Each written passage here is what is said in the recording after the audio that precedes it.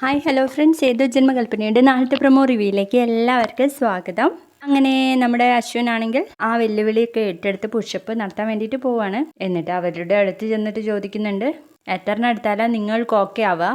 അത്രയ്ക്കൊന്നും വേണ്ട, ഒരു 50 എണ്ണം എന്ന് പറയാണ്. അപ്പോഴേക്കും നമ്മുടെ ശ്രുതികുമാരി ലക്ഷ്മി അവിടെ എത്തുന്നു. അതെ, എന്റെ ഭർത്താവിനെ അങ്ങനെ കളിയാക്കൊന്നും വേണ്ട, അദ്ദേഹത്തിന് ഇതൊക്കെ വെറും നിസ്സാരം എന്നും പറഞ്ഞ് അശ്വിൻ പുഷപ്പ് എടുക്കുമ്പോൾ നല്ല പ്രോത്സാഹനമാണ് നമ്മുടെ ശ്രുതി. കൂടാതെ തങ്കനങ്ങളും ഉണ്ട്. അങ്ങനെ ശ്രുതി വെള്ളമൊക്കെ കൊണ്ടു ചെന്ന് കൊടുക്കുമ്പോൾ അശ്വിൻ അത് മുഖത്തു കൂടെ അങ്ങനെ ഒഴിക്കാണ്. അപ്പൊ ഷൂവിലൊക്കെ ചളി ആവുമല്ലോ. അപ്പൊ ശ്രുതി പറയുന്നുണ്ട്, നമുക്ക് വീട്ടിലേക്ക് പോവാം, പിറകു വശത്ത് കൂടെ പോവാം, സാറിന്റെ ഷൂവിലൊക്കെ ചളി ആയതല്ലേ എന്നും പറഞ്ഞ് ശ്രുതി അശ്വിനെ വീടിന്റെ പിറകു വശത്ത് കൂടെ കൊണ്ടുപോവാണ്.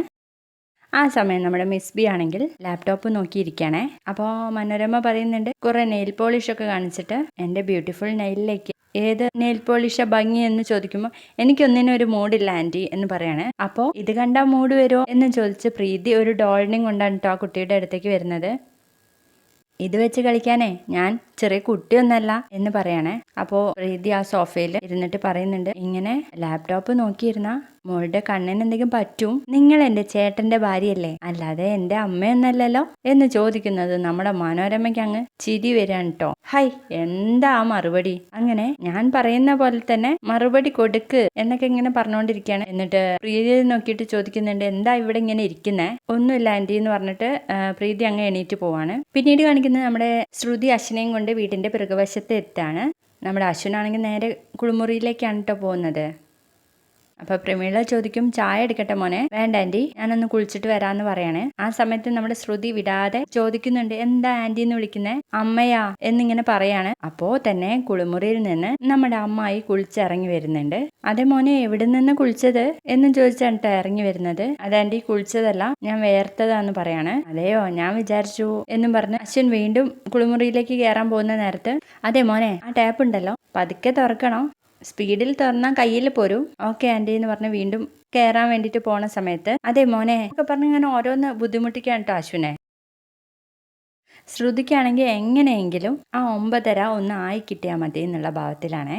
ഇപ്പൊ അമ്മായി സംസാരിക്കുമ്പോൾ ഒരു 9:15 ആയിട്ടുണ്ടാവും. എന്നിട്ട് അശ്വിൻ ഇങ്ങനെ ബുദ്ധിമുട്ടിക്കുന്ന നേരം ശ്രുതി പറയുന്നുണ്ട്, അമ്മായിയുടെ തുണിയൊക്കെ ബാത്റൂമിലല്ലേ, അത് എടുക്കാതെയാണോ പോരുന്നത്? അയ്യോ മോളെ, ഞാനത് മറന്നു എന്ന് പറഞ്ഞ് എടുക്കാൻ വേണ്ടിയിട്ട് പോകുമ്പോഴേക്കും ശ്രുതി പറയുന്നുണ്ട്, അമ്മ പരിപ്പ് എന്തോ അടുപ്പത്ത് വെച്ചിട്ടുണ്ട്, അമ്മായി ചെന്ന് നോക്ക്, ഞാൻ അമ്മായിയുടെ തുണിയൊക്കെ എടുത്തോളാന്ന് പറഞ്ഞിട്ട് ബാത്റൂമിൽ കയറുകയാണ് കേട്ടോ. അവിടെ ചെന്ന് പതുക്കെയാണ് നമ്മുടെ ശ്രുതി ആ തുണികളൊക്കെ ഓരോന്ന് എടുക്കുന്നത്. അപ്പൊ അശ്വിൻ പറയുന്നുണ്ട്, ശ്രുതി ഒന്ന് വേഗം നോക്ക്, എനിക്ക് ഓഫീസിൽ പോകാനുള്ളതാ.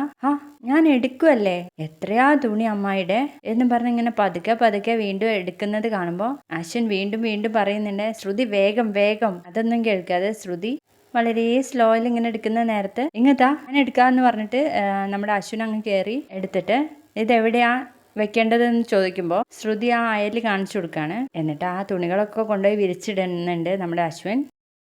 ആ സമയമൊക്കെ നമ്മുടെ ശ്രുതി ഇടയ്ക്കിടയ്ക്ക് ക്ലോക്കിലേക്ക് നോക്കുന്നുണ്ട്, 9:30 ആയോ എന്നറിയാൻ വേണ്ടിയിട്ട്. വീഡിയോ ഇഷ്ടമായോ? ഇഷ്ടപ്പെട്ടാൽ മാത്രം ഒന്ന് ലൈക്ക് ചെയ്തേക്കണേ. ബൈ.